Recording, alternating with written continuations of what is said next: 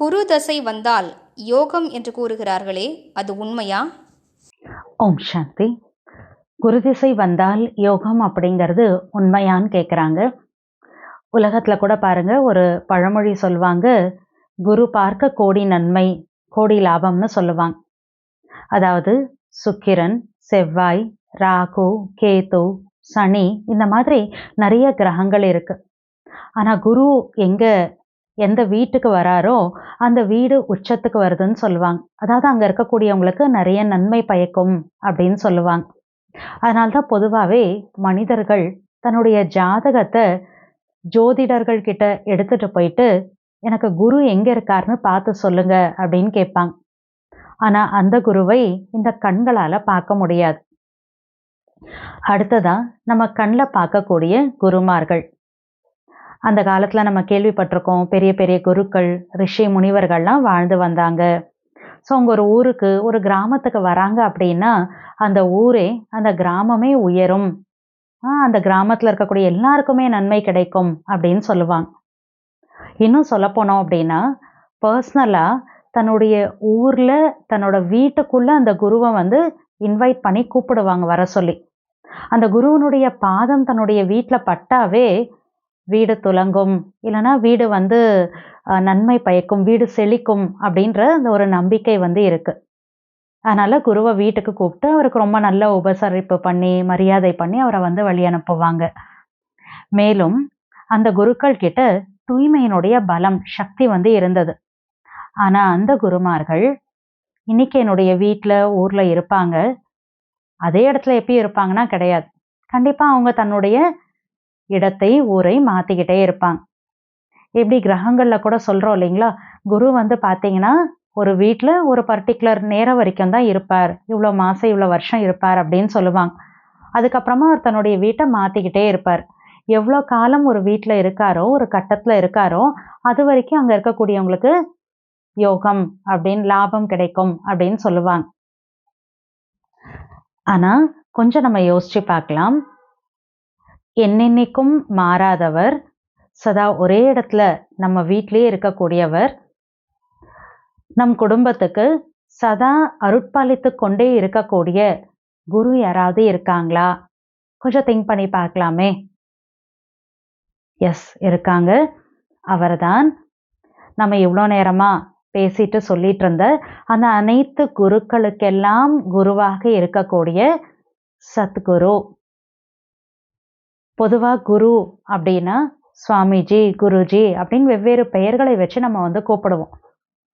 ஆனா என்றும் மாறாதவர், நிராகார், உடலற்றவர், அவர் ஜோதியாக விளங்கக்கூடியவர், சத்குருவாக இருக்கக்கூடியவர் ஒரே ஒரு சிவ பரமாத்மா தான்.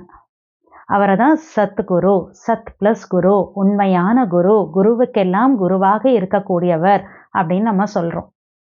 எப்ப அந்த சத்குரு எப்படி அவர் மாறாதவரா, அவர் என்றும் அருட்பாலிக்க கூடியவரா, இடத்தை மாற்றாதவராக இருந்துட்டு இருக்காரோ, அதே மாதிரி அவருடைய குணங்கள், சக்திகளும் மாறுவது கிடையாது, அவருடைய தன்மைகள் கூட மாறுறது கிடையாது.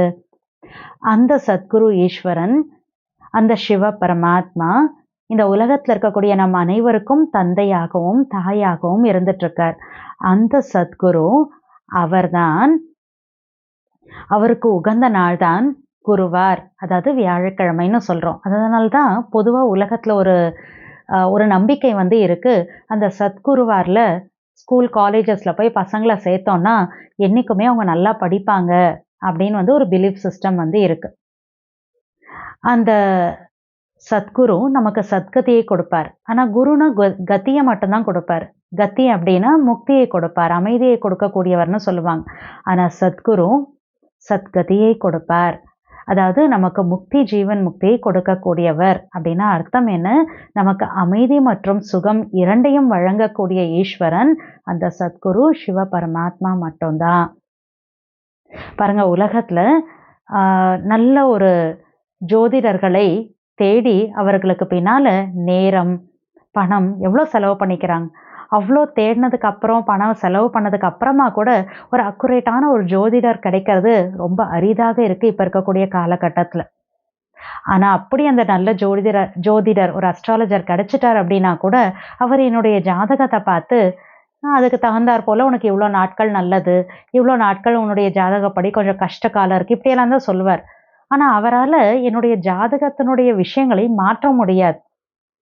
ஆனா அனைத்து குருவுக்கெல்லாம் குருவாக இருக்கக்கூடிய அந்த ஈஸ்வரன், பரம்பொருள், இறைவன், சத்குருவாக இருக்கக்கூடியவர், அவரை நம்ம பிடிச்சுக்கிட்டோம், அவருடைய சொற்படி நம்ம நடந்துக்கிறோம் அப்படின்னா, நான் என்னுடைய வாழ்க்கையை எப்படியெல்லாம் உருவாக்கணும்னு விரும்புகிறேனோ அப்படியெல்லாம் என்னுடைய வாழ்க்கையை உருவாக்கி கொடுக்கக்கூடியவர், சதா அருட்பாலித்து என்னுடைய விருப்பங்களை நிறைவேற்றக்கூடியவராக இருக்கிறார்.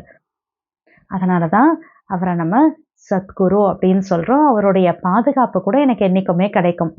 பாருங்க, இது ஒரு சீஃப் மினிஸ்டர் கையில் வச்சிருக்கிற மாதிரி. கீழே இருக்கக்கூடிய அந்த கலெக்டர் போல இருக்கக்கூடிய அனைத்து பல்வேறு கிரகங்கள், பல்வேறு தசைகள், அதெல்லாம் யார் என்ன பிரச்சனைகள் கொடுத்தாலும் அதை பார்த்து பயப்படவே வேணாம், சீஃப் மினிஸ்டரே ஏன்னா நான் கையில் வந்து இருந்துட்டுருக்கார் அந்த மாதிரி. ஸோ அதனால் சத்குருவை அந்த ஒருத்தரை நம்ம கையில் பிடிச்சிட்டு நடந்தோன்னா போதும், யோகமும் கிடைக்கும், பாக்கியமும் கிடைக்கும். ஓம் சாந்தி.